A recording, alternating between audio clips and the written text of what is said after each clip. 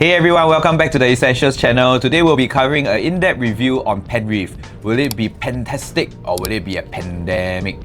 Alright, so as always, really grateful to all of my audiences out there as we continue to see the channel grow. Remember to like, share and subscribe and contact me at 94569398 whenever you want a one-to-one consultation, as I can cater to all of your needs. I've met a few of my audiences out there for the consultation and we have since become friends. I want to continue growing this community, so please feel free to reach out to me, and of course, like I said, I'll be able to cater to all of your scenarios with the best solutions moving forward. So as usual, we will follow the usual framework for project review. First of all is the rapid fire information, followed by the site plan and floor plan analysis, why I would not buy Penrith, why I will buy Penrith, and of course the final verdict. Some of the pointers will be repeated. Please feel free to refer back to one of the videos that we have done, which is the preliminary analysis of Penrith, where we touch on the master plan as well as the opportunities that it entails. So before moving on to the rapid fire information, here are some artist impressions of how Penrith will actually look like.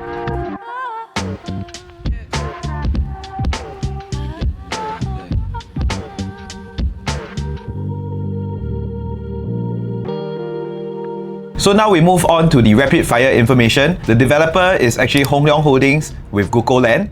The location and address, 70 Margaret Drive and 72 Margaret Drive. So mainly two blocks. District 3, 99 years from 4th November 2024. The expected date of handover is 1st April 2029 with the notice of vacant possession on the 1st April 2031. Expected date of legal completion, 1st April 2034. Sitting on a plot ratio of 4.2, 102,497 square feet, or in other words, 9,522 square meters. There is an early childhood development center of 500 square meters, 2 towers, 40-story each, with 1 basement car park and 2 multi-story car parks. Total number of units, 462 units, with 376 car park lots. The 80% rule, so in a way you get 80% car park capacity. Being so close to the MRT, I think that's actually quite ideal, with the basement level of 228 units plus 3 accessible lots. The architect is ADTP Architects, which is one of the renowned architects. Alright, so now we move on to the site plan analysis. So the site plan, as we can see here, is a very straightforward site plan. It's a very regular plot of land, being about the same size as what our counterparts that we know of, such as Sky. They are all about 100,000 square feet of land. So this is one of the more regular shaped ones rather than a pistol shaped one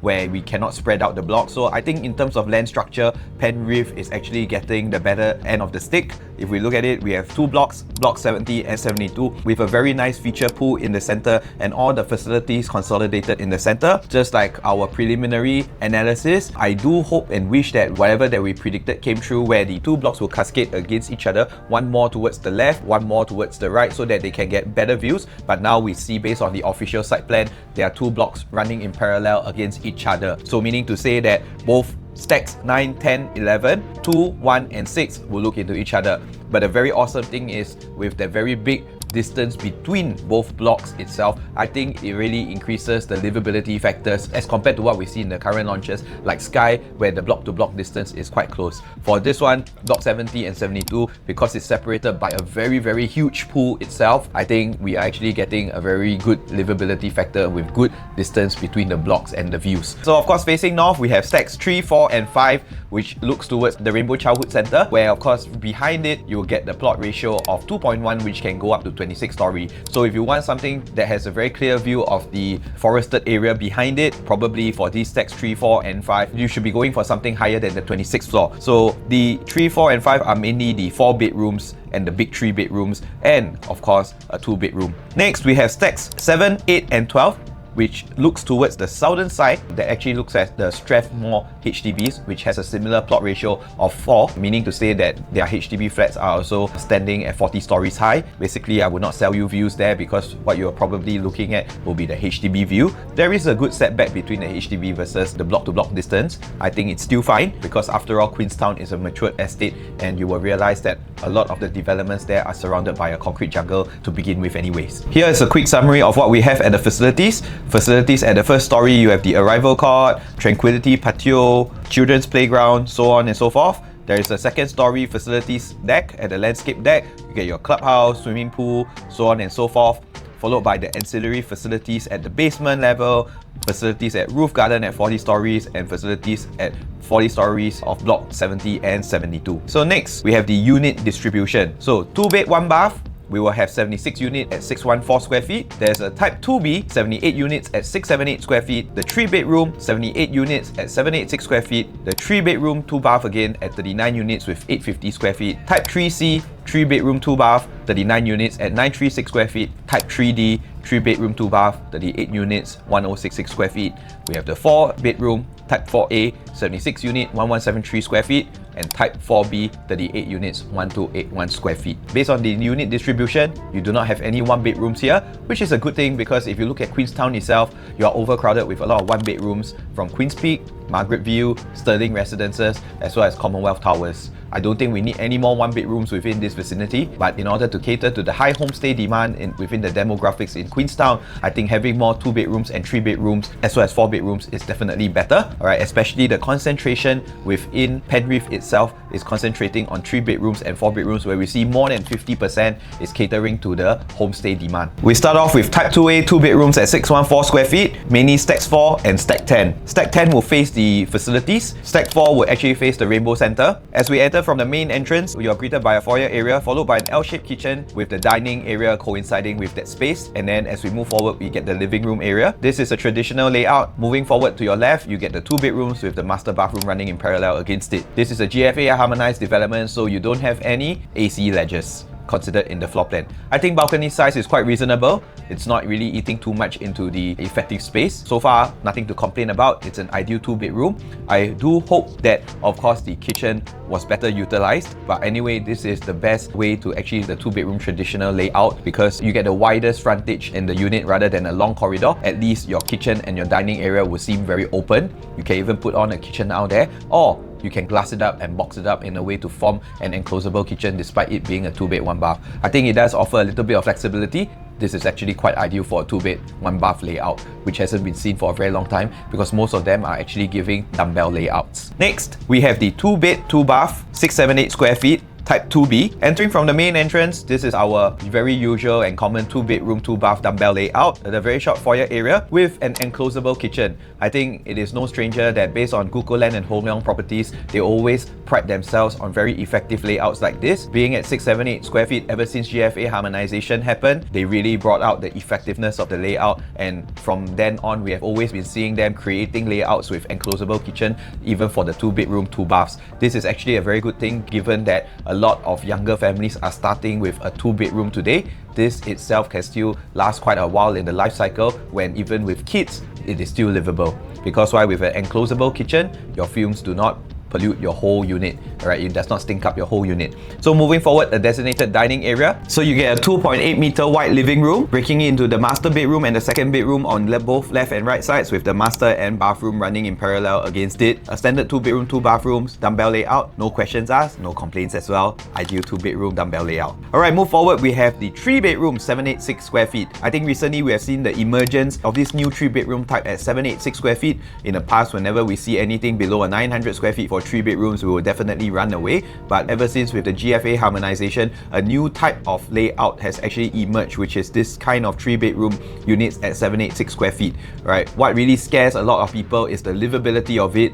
and thus if the livability factors are not met, then you will not have a natural demand and you have very poor exit strategy. But thank goodness for GFA harmonization, this has ensured the layout to be efficient together with all the other URA policies that focuses on livability. Entering from the main entrance, you are greeted by a little foyer area, followed by an enclosed kitchen area with windows, a designated dining area and a living area, breaking out into the 3 bedrooms on the left side with the toilets running in parallel against it. A very traditional 3-bedroom layout that manages to fit everything and most importantly, efficiently spaced at 786 square feet to keep the quantum low and price a lot of those who have been priced out. Suddenly they are priced back in as well due to the emergence of this new layout. Again, based on previous launches by Guocoland, you would actually realize that they do this layout very well, and they really price a lot of the consumers back in. And I think this is exactly what this GFA harmonization policy is for. In layman terms, people will always tell you that this GFA harmonization is to remove the AC latch, but actually it is also the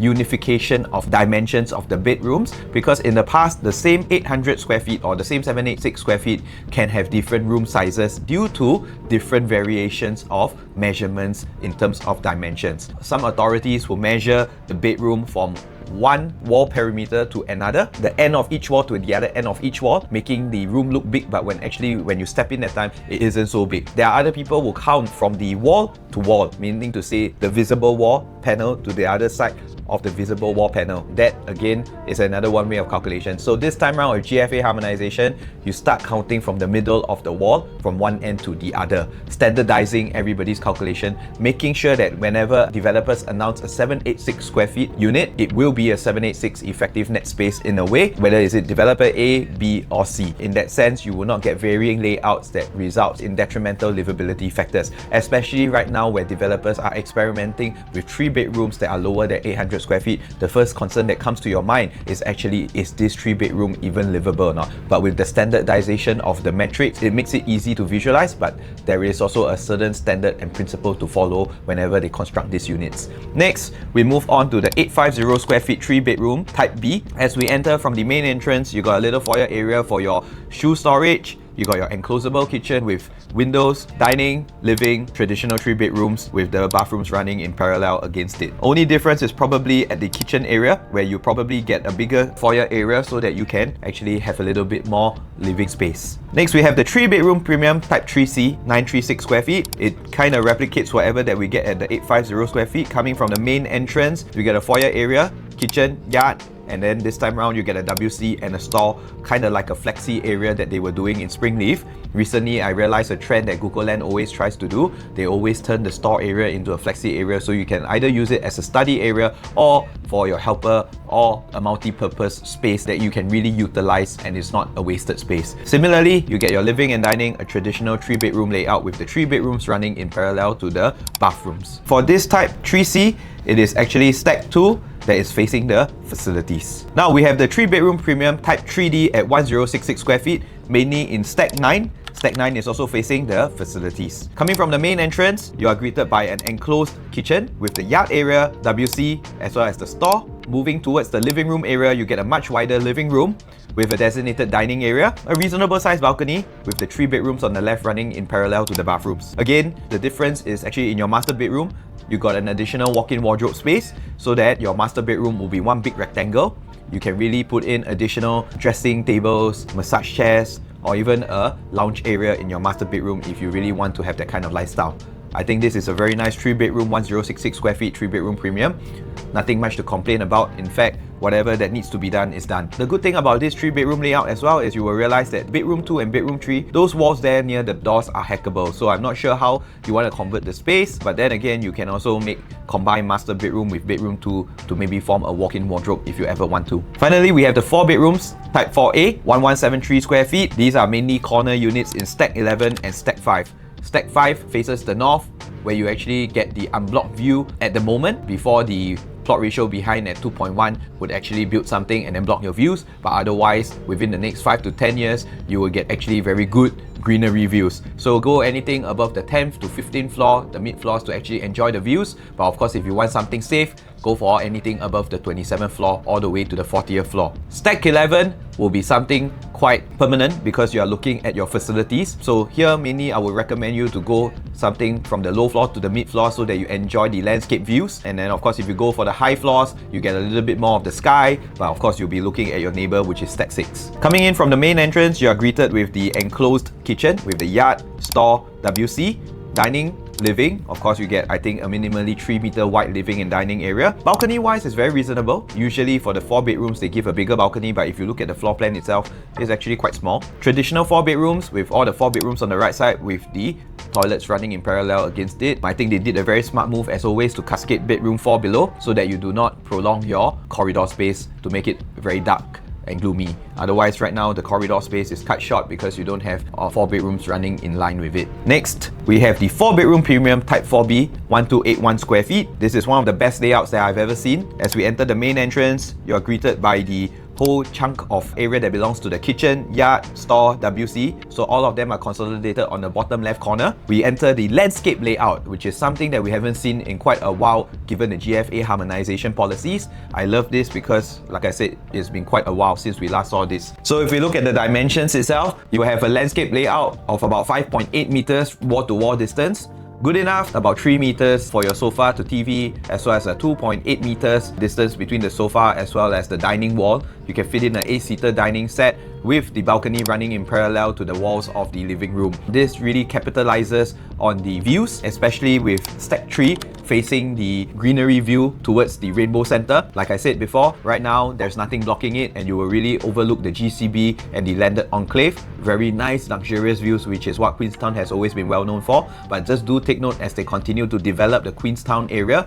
Basically behind has been rezoned to a plot ratio of 2.1, and as well as all the other plots of land on the left and right side will be about 1.4 to about 2.1 as well. So eventually you do get a little bit of blockage. If you want something that has long-term sustainability of prices, go for anything above the 28th story. But if you just need a 4 bedrooms to stay in, anything works from the ground floor all the way up, because after all, it is a need in Singapore to own a 4 bedroom to cater to the family needs. Whether is it a block view or not, it is a need. I don't really care that much of the views. I will still buy it anyway as long as I can afford. So it's just more about the government keeping its economical policies in check, robust income policies, as well as the cooling measures to make sure home prices align with income. And with that in mind, the 4 bedrooms will definitely have a very sustainable natural demand. Moving forward, as we look at the layout, on the left side, you got your bedroom 3, opposite bathroom 3. You got your bedroom 4 cascading against the bedroom 2s and 3s. You got bedroom 2 and 3, you have the Jack and Jill bathroom. So in a way, it kind of mimics what Nava Grove is actually giving as well. And then you have your master bedroom with a very nice walk-in wardrobe tucked in the right corner. And then as you enter the master bath. I think overall, this is one of the best 4 bedroom layouts of the year that I've seen. In fact, this actually makes Penrith one of my best blockbuster project in 2025. What I really like about it is the very concise unit distribution. You don't have too much variations within the layouts. Each layout is a build-up compared to the previous variation. In a way, it is consistent, it is uniform, it does not cause erratic pricing. In the future, whenever it comes to resale transactions, the buyers, they look at the transactions, by looking at the size, they can already pinpoint which layout it is. Any increase in the size based on the bedroom type would just be an additional feature rather than a total change in the layouts that will cause maybe a change in the livability considerations. So with this project itself, you're not going to get that because the consistency and the uniformity is already there. So it is easy to pinpoint, it is easy for the buyer to work based on their needs and from there offer accordingly. Now we move on to why I will not buy Penrith. First of all, it is the access to the facilities. There is no direct access from the blocks to the facilities itself, which is actually a very weird feature to have given that it is a Guocoland property, since they pride themselves a lot on landscaping, facilities and family communal activities. So this is me nitpicking as a consumer. Honestly, for this project itself, you need to go all the way to the first floor, change lifts, head up to the second or third story for the facilities such as the swimming pool and the function room. Kinda, you can say that you get a lot more privacy, but then again, you lose out a lot more on the convenience, as based on traditional condos that we are exposed to, usually we got direct access to the facilities, which makes things a lot more convenient, if you understand what I mean. Especially when you have kids, you want to just bring them down quickly, or especially when you have like functions in your function room or barbecue, you need to actually transport things from your unit to the designated space, you would need to make an extra detour just to get to that. In all honesty, it does cause quite a little bit of inconvenience, especially when your hands are very full and you're carrying quite a bit of heavy stuff, and then you still need to take care of the kids, and then the kids are running around while you are trying to prepare the function. I think we all understand how inconvenient this is, and that is also one reason why I will not buy Penrith. If you ask me honestly, it's not going to cause too much of an inconvenience, but this is me nitpicking as a consumer. The next point why I will not buy Penrith is because it is the last plot of land in Queenstown based on the current moment. If we look at the supply pipeline as well as the GLS list that has been announced, there isn't any other lands that has been announced to be in the Queenstown area, meaning to say there is no future pipeline here, and there will be a distance or time difference between now to the next plot of land that will be sold here, meaning to say I will be the record holder of high prices or high PSF within this area, as I'm actually the last plot of land here. There are many predecessors such as Commonwealth Towers, Margaret View, Queen's Peak and Stirling Residences. I am the last plot of land here right now in Queenstown area, and most importantly, Queenstown area is one of the most matured estates in the entire Singapore. In fact, it is the first satellite township that was established in Singapore, and since then it has been home to many of the 1 mil HDB flats here, but then again, that's about it. There is not much new transformation or rejuvenation that is happening in the area, and of course there are some plans, but it's gonna take quite a while before we even get there. So it may take a bit of time before we get to see anything happening in Queenstown area. Now we move on to the third point of why I will not buy Penrith is you don't really have any outstanding views. First of all, like my preliminary analysis of Penrith, you will realize that all the units that are facing south will be hit by a plot ratio of 4, which is where the Strathmore HDB flats are. Basically, if you are looking in that direction, you are getting an iron curtain of HDBs. Looking inwards, the good thing is you get your good block-to-block distance, but after all, you're still looking at your neighbours. Looking towards the Rainbow Centre, like I said, enjoy while you can, but as Queenstown continue to develop, the changes and rezoning in plot ratios will eventually block all the nice greenery views that you're getting. So if you want, again, like a long-term price sustainability, go for something that is above the 27th story. Adding on to the not so ideal views about Penrith, basically the main competitor or the main comparison within the Queenstown area will be based on Stirling Residences itself. I mean, if we deep dive into Stirling Residences, you will realize that they are the only development in the whole area that actually enjoys unblocked view front and back, left and right. They are actually 40 stories, similarly to what Penrith is. But the good thing is, it's either you are facing the very nice southern side of things where you get the city views as well as the greenery views, or you look towards the northern side where you get the Pasir Panjang, One North as well as Bukit Timah views. And because you are such an iconic landmark, what really contributed to the high profitability of Stirling Residences is also because of the very clear unblocked views no matter which floors you are on. Even you start off from their low floors of second floor, because of their elevation, they are already getting very nice greenery views. You go on to the 10th to 15th floor, you are at the mid-floor level, you are already enjoying panoramic views. And if you go higher from the 20th to the 30th floors, basically you are enjoying that very nice unblocked sky views accompanied with whatever Singapore city skyline that you can get, whether is it towards the mountains or is it towards the city side. So with that in mind, the livability factors are very, very strong at Stirling Residences. The only downside about Penrith is you're not going to get all of those views, although they replicate certain similar micro attributes. So now we move on to why I will buy Penrith. First of all, it is the renewed opportunity that the GFA harmonization policies can bring. Just nice, you are in the midst of the changing policies, you get the best of both worlds. The best layouts with a renewed opportunity in terms of the quantum. You were supposed to be priced out as lands were supposed to be selling higher and higher, and developments were supposed to be launching higher and higher. But just nice, because you are in the midst of the changing policies of the GFA harmonization, the quantum kind of drops. And that has priced a lot of the consumers back into the market, bringing us back to 2022, 2023 quantum end prices. So first of all, if we compare Penrith to the surrounding developments, such as Margaret View, Commonwealth Towers, Queen's Peak, as well as Stirling Residences, you will realize that all of them each have their own flaws, and their flaws are actually quite detrimental. It's also because of the high demand in this area and the lack of choices with the high population, and that is why people have no choice. If you still want to be in this area, you have no choice but to make the sacrifice to accept certain flaws within each respective development. So we start off just like our preliminary analysis video of Penrith. You will realize that, for example, Queen's Peak itself has terrible layouts. Like, why do I say that? You got curved balconies that decreases the functionality. You got bedrooms that cannot fit queen size bed or maybe even a super single. You got intertwined layouts, such as the kitchen or such as the dining area being a part of the kitchen. All these greatly decreases the livability factors. And that's why you see the 3 bedrooms took about 8 years to profit 500k, where Stirling Residences took half the time at 4 years to profit more than 750k for the 3 bedrooms. Now, with GFA harmonization, as well as a renowned developer such as Guocoland coming in for Penrith, you're not going to get that. You're going to have all those factors being rectified. Next, we move on to Commonwealth Towers. You will realize that Commonwealth Towers' issue is its unit distribution.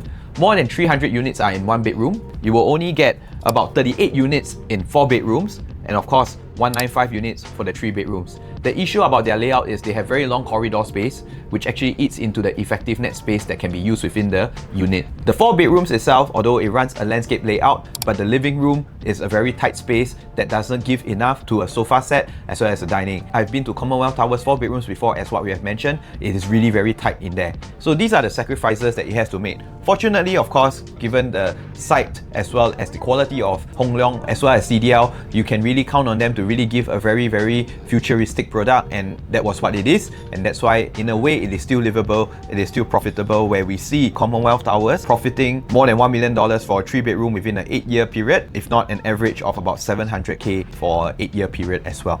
So all in all, still livable, but just that you get some not so ideal micro factors within Commonwealth Towers. Next, of course, then we have Margaret view. So the main issue about Margaret View is actually the walls being too thick. Without the GFA harmonization that time, they did promise a certain size, but in a way, because of the thick walls, it does eat into the dimensions of the bedrooms or living rooms, and that's why when you go into the unit itself that time, especially the 3 and 4 bedrooms, somehow or rather you will feel that their bedrooms are smaller than usual, even though they promised at least an 8 square meter bedroom that can fit in a queen size bed. But somehow or rather, once you fit in the queen size bed, you are unable to fit in anything else. This also affects the livability factors, and that is why you don't really see that substantial profits. Of course, next we have the Sterling residences. I think they have the best balance in terms of the micro attributes. You got the best views, the best landscaping, and with that kind of tree high rise down there, it really greatly enhances the livability factors, and that's why they make the healthiest profits there. But of course, the issue about Sterling residences is sometimes because of the lack of the GFA harmonization policy, the layouts can be quite small because you get 2 bed 1 baths at like 527 or 627 square feet or 580 square feet. They cut your living room size to about 2.7 meters, meaning to say you fit in a slightly bigger couch, you can't really put a coffee table or a good TV console. You are quite close to the wall-to-wall distance. But otherwise, you see the big units like the 4 bedrooms where they have very ideal 4-bedroom layout. They make more than $1.1 to $1.2 million of profits. Overall, very ideal for Sterling residences, nothing to complain about except for their smaller units or slightly thinner walls due to the developer being Logan, which has already now been bankrupt and defunct.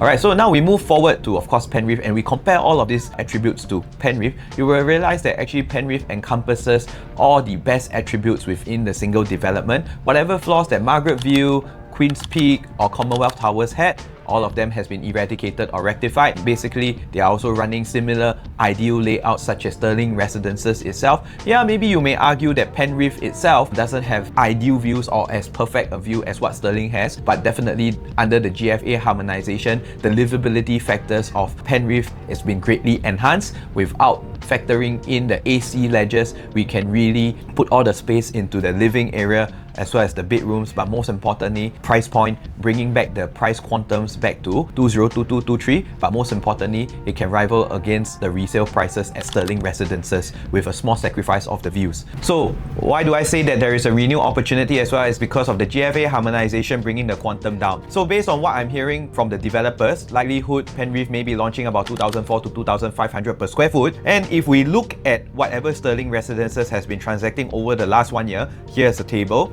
The 1 bedrooms has been transacting at 2,001 to 2,481 PSF, putting it at a price quantum of 1.014 to 1.255. Next, we have the 2 bedrooms with a size range of 624 square feet being the smallest one, and then followed by the 904 square feet, which I think they are just like maybe because of the high ceilings and all, going from 1.36 mil 2012 PSF all the way until 1.95 mil 2681 PSF. Next, we have the 3 bedrooms starting from 883 square feet to 1281 square feet, 2.088 mil to 2.718 mil. And then next we have the 4 bedrooms at 1346 square feet. We have about 3.325 mil from 2,471 PSF to 3.55 mil to 2638 PSF. Now, how does this formulate or compare against to Penrith? Right, Penrith, because of the GFA harmonized, you get to see it probably launching within the same quantum. Alright, we have the 2 bedrooms 614 square feet likely launching at about 1.5 mil onwards. Alright, 2 bed 1 bath 1.5 mil onwards. Straight away, that itself can already rival against whatever that Sterling residences is reselling at an average of 1.4 to 1.5 mil as well for a similar size. Next, we have the 2 bedroom type 2 bed 2 bath 678 square feet of Penrith, would likely be about 1.7 to 1.8 mil. Again, if you compare to the ranges that the Sterling residences is going at for resale, you get it within range, below 1.95 mil, which is whatever that Sterling residences is transacting at. If we move on to the 3 bedrooms layout, it starts from 883 square feet for Sterling residences. Because we are GFA harmonized, we are able to start at 786 square feet, putting us below the $2 million mark at 1.96 mil. If we compare that to Sterling residences itself for the last 1 year of transactions, you will see that it will start off from 2.088 mil, meaning to say that because of GFA harmonized, it does bring you back to previous pricings, but most importantly, now the resale and new launches are selling at the same price. Of course, as it becomes bigger, you get to see a quantum of about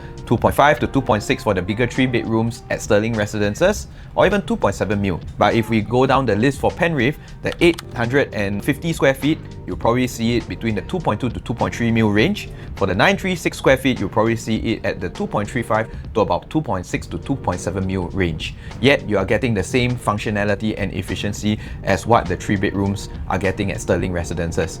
And then of course, the Sterling Residences, you got the bigger units at 1,000 plus square feet as well. Penrith, the 1066 square feet, will likely be launching at about 2.7 mil, which is still below the 3-bedroom range of Sterling Residences. Next, we move on to the 4 bedrooms. For 4 bedrooms in Sterling Residences, there's only one size, which is the 1346. Fortunately, there's 2 more variations within Penrith itself. Let's say the 1173 square feet, we multiply that by 2,500 PSF, you get it at 2.95 mil. Meaning to say, if you're a family looking for a 4 bedrooms to stay in, you want something new, there is a choice for you. Now, the 4 bedrooms resale is transacting at 3.325 mil to 3.55 mil. You can get it possibly below 3 mil using 1173 times 2,500 PSF, which puts us about 2.95 million. If we go for the bigger one at 1281 square feet, you probably get it at about 3.3 mil, which is a similar price range as the resale, being 200k cheaper than the upper range of 4 bedrooms resale pricing at 3.55 mil at Sterling Residences. A 200k price gap. Isn't this very fortunate?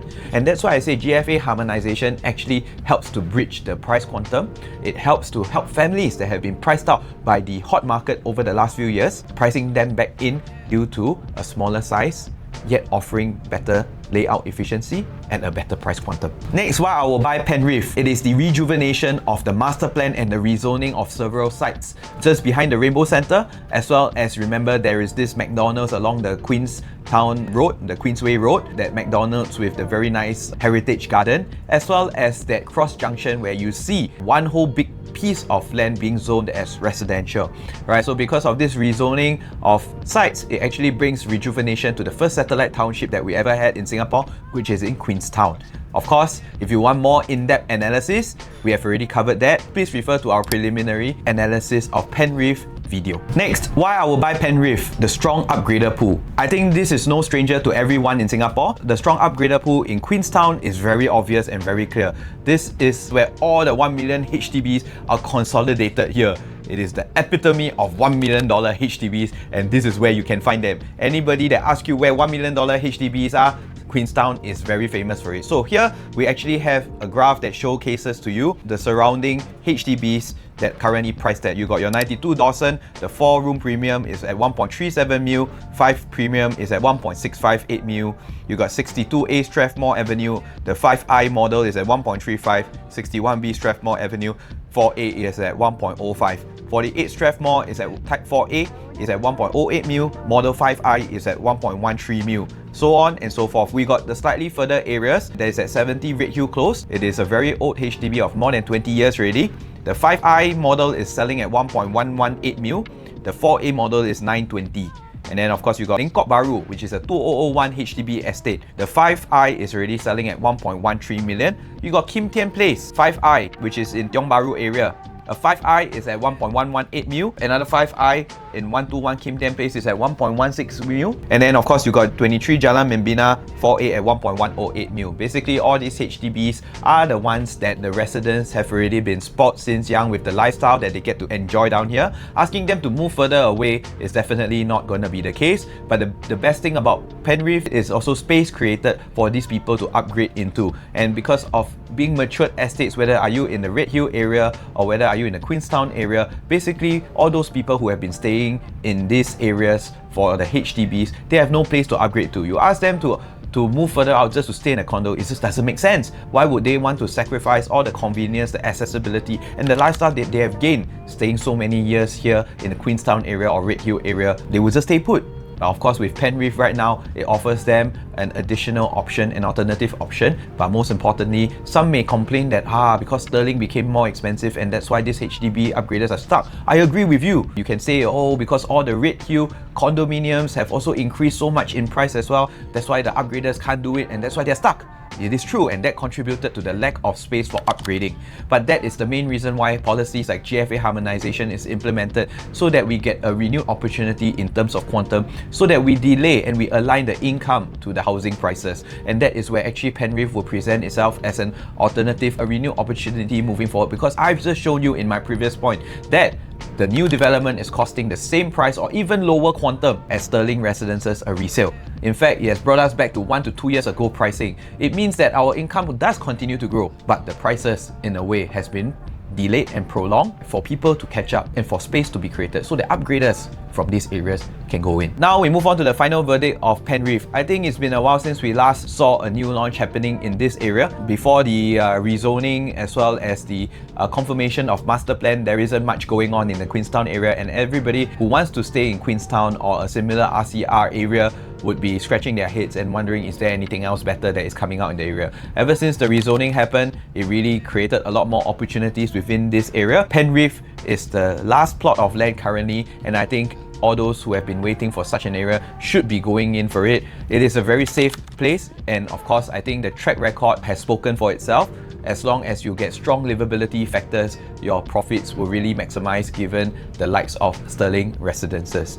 I think back then everybody was worried ever since the COVID effect happened. Prices were pushed up tremendously, and in a way many of the upgraders, first-time buyers, so on and so forth has been priced out. Thank goodness for GFA harmonization. It does present us with a renewed opportunity, because like what I've shown you in the numbers, it dropped the quantum numbers back to where it was 1 to 2 years ago, but most importantly it is the same as resale prices. So with that in mind, I think Penrith does present itself as a very, very strong contender, and in fact it is the best development in 2025 to actually go for. Whether it's there good views or block views, that's the only sacrifice you need to make. I think bringing us back to 2 years ago pricing is a good enough sacrifice. Maybe we may not be able to get as beautiful views as sterling residences itself, but we are getting the better end of the stick in terms of pricing as well as layout efficiency. And of course, given the views there, I think everybody who has been staying in a very matured estate would naturally know that it is developed. The downside of being in a developed, mature estate is definitely buildings. Alright, and it's not like they were growing up with clear views to begin with anyway. HDB upgraders, most of them don't really get the best views. I'm definitely not being elitist here, but well, it's a neighborhood, alright? It's a good mixture. Definitely some of the views there are better, some of the views there are not so good. I mean, the whole idea is what? Livability. Alright, and I think Penrith really lives up to that in that sense. Well, of course, given the no direct access to facilities, I think it's a small sacrifice to make. I think that itself is something that is more for families to get used to. I mean, it's just one lift change, can't be that bad, right? Anyway, for upgraders staying in HDBs before, you don't really get the enjoyment of facilities to begin with anyway, although the government has been creating a lot more facilities in the newer HDB flats. But in a way, don't you realize, in order to get to a garden footpath or something like that, is usually on top of the multi-story car parks. It does involve you coming down to the first story of your HDB flat and then walking to the multi-story car park and taking a separate lift all the way up to enjoy those rooftop facilities. So it's not something that we are unfamiliar of. So I think it's just a small little getting used to. I know of developments such as Waterbank Dakota. All the facilities are located in a different block, a separated block. You got your function room in a separated block. Everybody has to come down to the first floor of their blocks, go to the facilities area and then take another lift up to the third floor to enjoy the function room as well as the swimming pool. So yeah, it's not the first time and this happens. It's more about the lifestyle that we get used to. But all in all, most importantly is the livability factors. Have they met the livability factors? Because once the livability factors are maximized, the needs are met, the natural demand will come in. You have very clear exit strategy. Especially Penrith actually rectified all of the mistakes that the different developments have respectively in Queenstown area. It does replicate and enhance on whatever layouts that sterling residences have. You still do get to enjoy the greenery view at the landed enclave for the next 5 to 10 years to come. I think if you're looking for a short-term flip, you can really maximize with Penrith itself. Mid-term wise, it is good because there is a rejuvenation coming to Queenstown area, and of course the long term with all the changes and it becoming the healthcare township, it is definitely bringing you a lot of sustainable profits, short-term, mid-term and long-term. Alright, so I hope everybody has gotten good insights on Penrith through my analysis. If you like what you have heard so far, remember to like, share and subscribe to the Essentials channel, as it helps with the YouTube algorithm as well as keeping me motivated to creating a lot more insights for you as well as all this research and analysis. Till then, see you in the next episode at the Essentials channel.